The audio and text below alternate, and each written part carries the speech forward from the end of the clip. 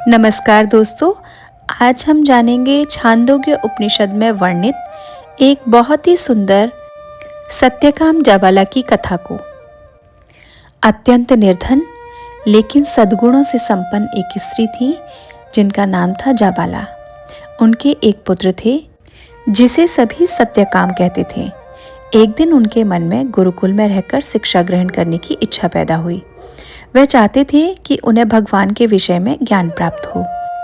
यह सुनकर माँ बहुत प्रसन्न हुई और उन्होंने सहर्ष गुरुकुल में अपने पुत्र को जाने तथा अध्ययन करने की स्वीकृति प्रदान कर दी। जिस समय सत्यकाम गुरुकुल जाने लगे तब उन्होंने अपनी माता से पूछा, यदि आचार्य ने मुझसे मेरे गोत्र के बारे में पूछा तो मैं उन्हें क्या बताऊंगा, क्योंकि मैंने तो कभी अपने पिता को देखा ही नहीं और न ही मैं उनके गोत्र के विषय में जानता हूँ। तब माँ बोली, बेटे, मुझे भी तुम्हारे गोत्र के बारे में नहीं पता है, क्योंकि जब तुम पैदा हुए थे तब घर अतिथियों से भरा हुआ था। मैं सारे दिन उनकी सेवा शुश्रूषा में लगी रहती थी। तुम्हारे पिता भी इतने व्यस्त रहते थे कि मुझे कभी यह फुर्सत ही नहीं मिली कि मैं उनसे उनका गोत्र पूछ सकूं। इसलिए तुम अपने आचार्य से इतना कहना कि मैं अपनी माँ जाबाला का पुत्र सत्यकाम हूँ। सत्यकाम इस उत्तर से संतुष्ट होकर आश्रम की ओर चल दिए। वह हरिद्रमत गौतम के आश्रम में पहुँचे और उनसे भगवान को जानने की शिक्षा देने का आग्रह करने लगे। तब ऋषि ने उनसे पूछा कि आपका गोत्र क्या है। ब्राह्मण बालक ने माँ के द्वारा बताया गया वही उत्तर दिया कि वह जाबाला का पुत्र सत्यकाम है, तथा बोले कि मुझे अपने गोत्र का ज्ञान नहीं है। यह सुनकर ऋषि उनके सत्य बोलने पर अत्यंत प्रसन्न हुए और बोले, तुम किसी बहुत ही सज्जन माता पिता की संतान हो, अतः जाओ, पहले कुछ समिधाएं लेकर आओ जिससे मैं तुम्हारा उपनयन संस्कार करूं, फिर शिक्षा की बात करेंगे। अर्थात प्राचीन काल में गुरुकुल में शिक्षा ग्रहण करने से पहले उपनयन संस्कार का होना अत्यंत आवश्यक था। इस संस्कार द्वारा सत्यकाम को उन्होंने यज्ञोपवीत अर्थात जनेऊ धारण करवाया तथा अपने आश्रम में रख लिया।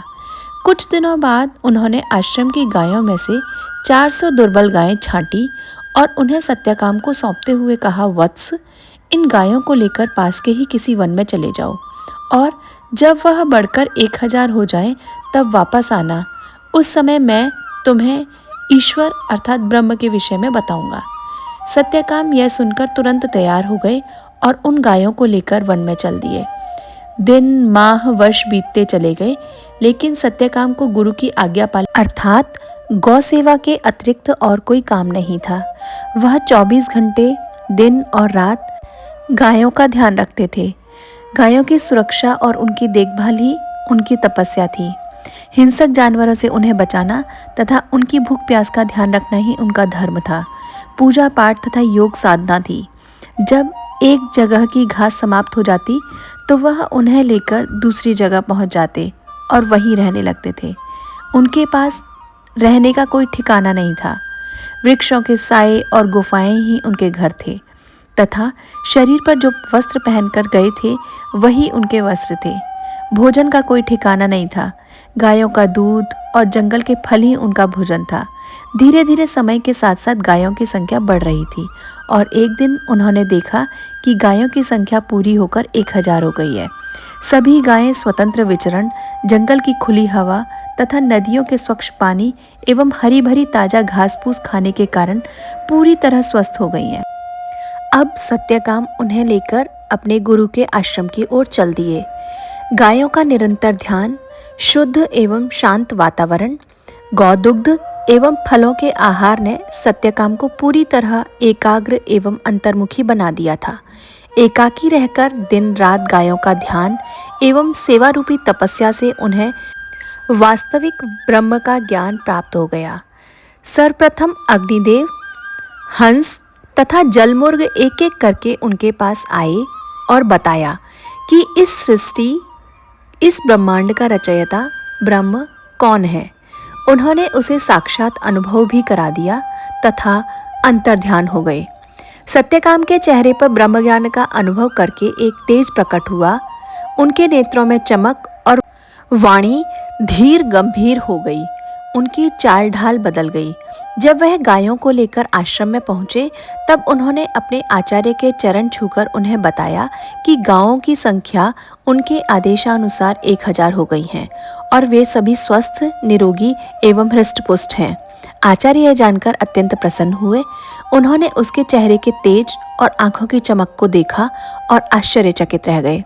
सत्यकाम के यह कहने पर कि अब आचार्य आप मुझे ब्रह्म ज्ञान का उपदेश दें, तब आचार्य ने कहा, अब तुम्हें इसकी आवश्यकता नहीं है, क्योंकि तुम्हारे चेहरे से यह ज्ञात होता है कि तुम्हें सत्य का ज्ञान प्राप्त हो गया है। अब तुम यह बताओ कि तुम्हें यह सत्य ज्ञान किसके द्वारा प्राप्त हुआ। तब सत्यकाम ने गुरु को सारी घटना बताई और बताया कि कैसे देवताओं ने विभिन्न रूपों में आकर उसे सत्य का उपदेश दिया, लेकिन वह फिर भी उनसे संतुष्ट नहीं हुआ। वह तो अपने आचार्य के मुख से ही सत्य को तथा उस परम ब्रह्म को जानना चाहते हैं, क्योंकि आचार्य के द्वारा जो विद्या प्राप्त होती है वास्तव में वही श्रेष्ठ है। इस प्रकार उन्होंने देवताओं से भी अधिक अपने आचार्य को महत्व दिया। इस प्रकार सत्यकाम पूर्ण ज्ञानी होकर वापस अपनी माँ के पास आ गए और शांति एवं संतोष के साथ अपने धर्म का पालन करने लगे। ऐसे ही प्रेरक प्रसंगों को सुनने के लिए हमारे चैनल को फॉलो करना ना भूलें। धन्यवाद।